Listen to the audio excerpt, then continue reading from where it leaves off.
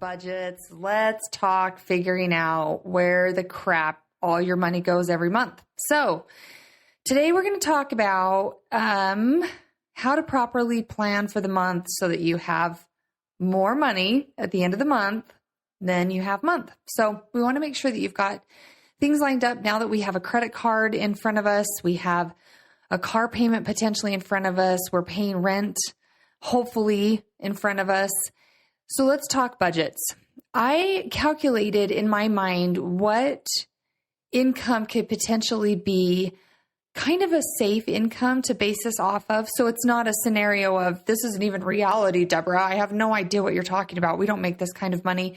So I kind of felt like, okay, if I worked at McDonald's, if I worked at the Buckle, if I worked at a grocery store or a gas station, then I'm probably in a pretty safe number with how much money you have coming in, I would hope.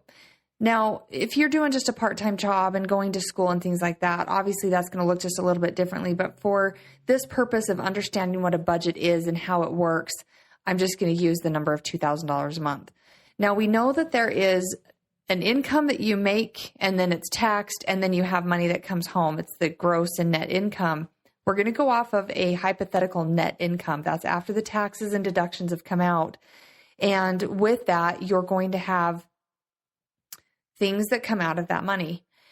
So on your paper, because you have this notebook that you've set aside, on your paper, I want you to write down what you bring home every month. My calculation is going to be $2,000. If yours is a little bit less or a little bit more, that's okay. Make yourself a note that I need to write down what I make per month after my income taxes and my federal and state and all of the garbage that comes out of our paychecks. What do I actually get every single month? And we're going to put this one in a monthly scenario rather than a weekly or a biweekly scenario, just for the sake of making it just a little bit easier. So my $2,000 a month I make. And with that, we've got to take out a few things that go on. So we're just going to not necessarily put a calendar event here in place quite yet. We're just going to use the basic math calculations. So $2,000 a month is at the very top of my paper. Now, our first thing we set up was our credit card, and we're trying to establish good credit. So we have about $50 a month on that we charge on, and then we pay it off. So we have about $50 a month that we need to allocate to that credit card so that we can keep that credit card movement going in the right direction. So we have $2,000 at the top of our paper. To the side of it, I want you to write down these numbers. Okay, we have our $50 for our credit card. And I would label above your $2,000, label income, money I receive, money that's mine, whatever you want to calculate there.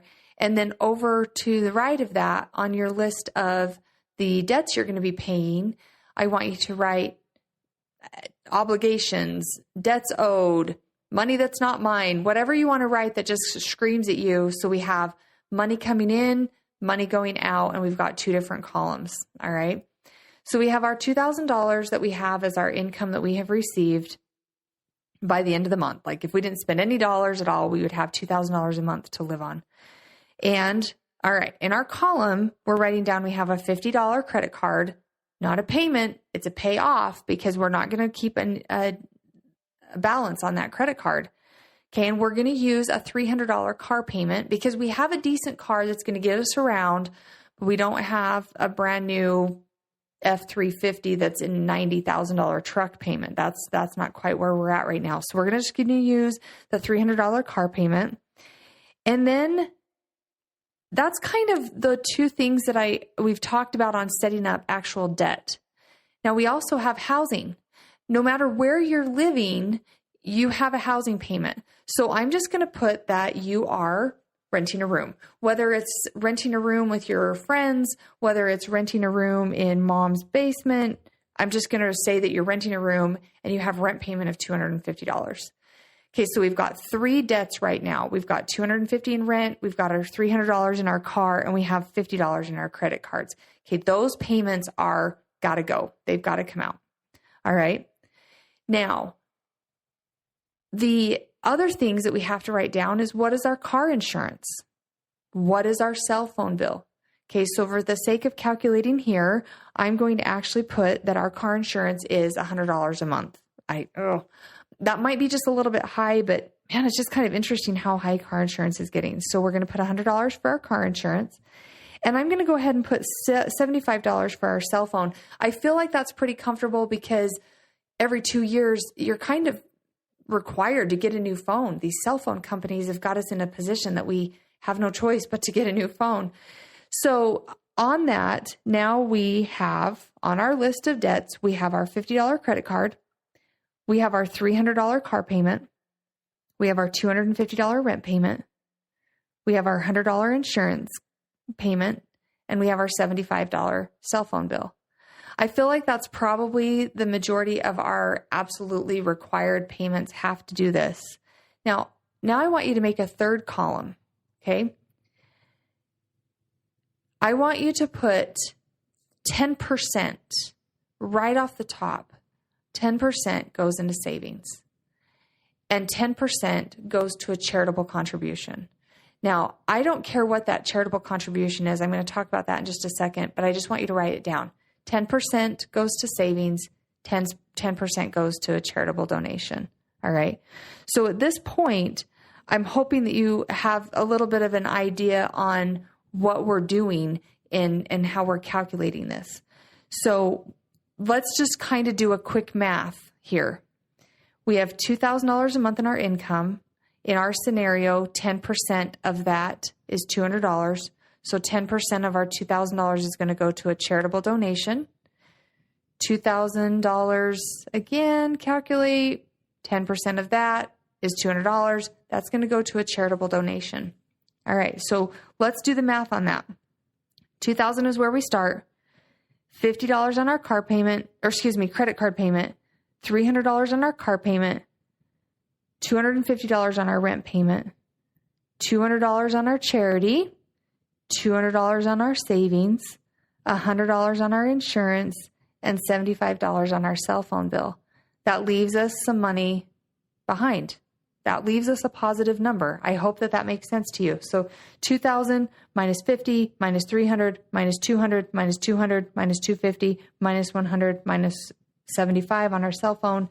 You should, if my math calculated correctly, you should have actually about, say, $800 or so left over. And maybe just a little bit more than $800, but we're going to use $800 in our calculation. Okay, let's talk about savings. We have to have rainy day money. We have to. There's always going to be something that goes on. If you have new tires that you need on your car, you're $1,000. Just like that, $1,000. You go to Les Schwab, they're going to offer you a credit card, and you're going to say no because you've already learned that you don't do those store cards. But you just need $1,000 sitting in your bank account that's just there, just in case you got to put tires in your car. What if you got to go to a doctor appointment? You got to spend $50 to go see a doctor. You have to have money sitting in savings, and it has to be two separate accounts. And it's kind of like forbidden money. You don't touch it unless you absolutely have an emergency. It is your emergency fund. Now let's talk just a little bit about a charitable donation. I don't care what religion you are. I don't care at all. I don't care if you donate to a charitable donation or your charitable donation goes to a religion. I don't care if it goes to the animal shelter or to Veterans of America. I don't care. But 10% of your money needs to go to a charitable donation because I can tell you karma is real. And karma, you can insert your own little 5-letter word here, but karma is real. And if you do good things with your money, good things will happen to you. Not always, bad things do happen to good people. But if you will set yourself up to do something good for somewhere else in a charitable donation, it will come back to help you. And I promise you that. I personally would hope that you'd put it into some sort of a religious sector just because that's how I feel. But in this situation, just make sure you've set $200 aside to go to a charitable donation of some sort. All right. So now we have all of our bills paid for the month when we've put our budget together. Now, what do we do with this extra $800? Do we just blow it? Sure. Blow it. Sure. If that's what you want to do. Go blow it. I'm not saying that's a good idea, but I'm answering your question. You could if you wanted to. But what would be crazy is what if you increased how much money is going into savings?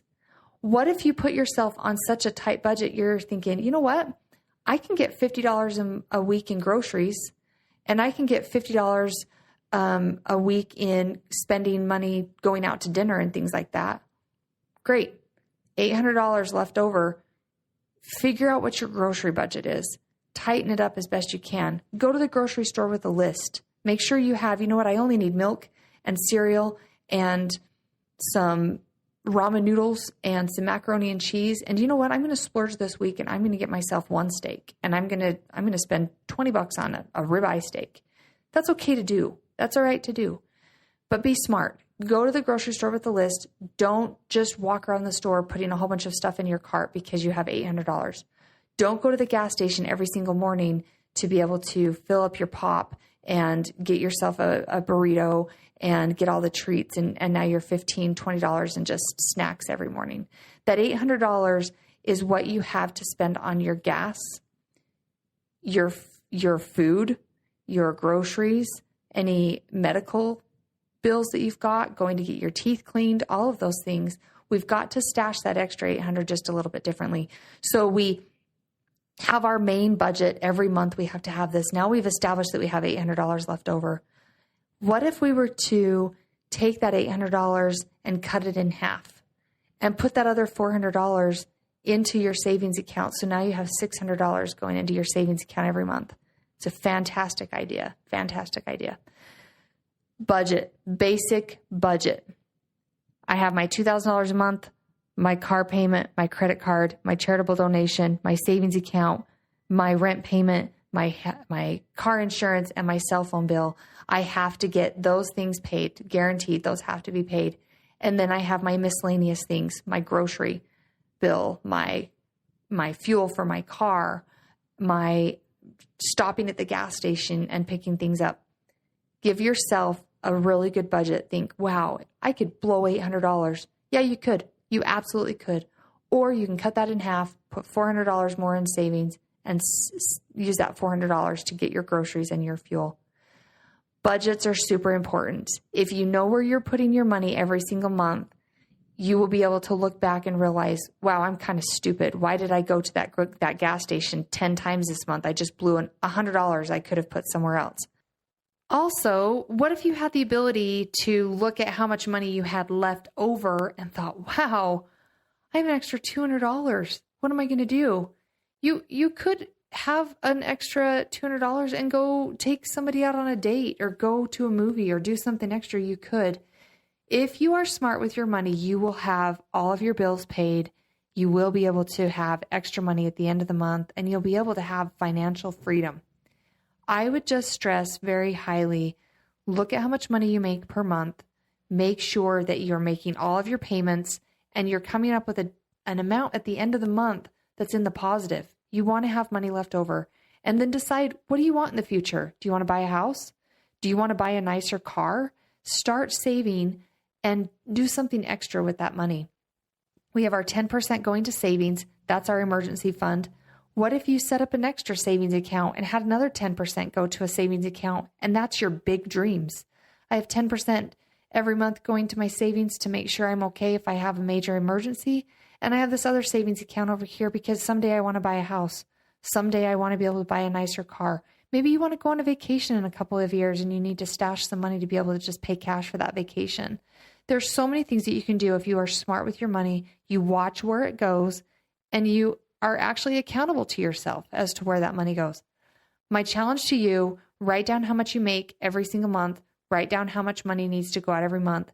Give yourself some cushion to play because you cannot live in such a tight world. That's when it gets you in trouble financially, is if you don't spend a little bit of money on yourself. And it's okay to spend a little money. It's okay to stop and get a soda. It's okay to stop and get that burrito from the gas station. Just limit yourself. Give yourself a budget of that every single month. Give yourself a line item. With that being said, just know if you've got any questions on budgets, I would love to help you. There's all kinds of templates that you can download. There's apps that you can put on your phone that are just click all the information in. There's so much to help you with budget. Do not get discouraged. Shoot me an email. Let me help you. adultingandafraid@gmail.com. Let's go out, save some money. Let's go be adults and not be afraid.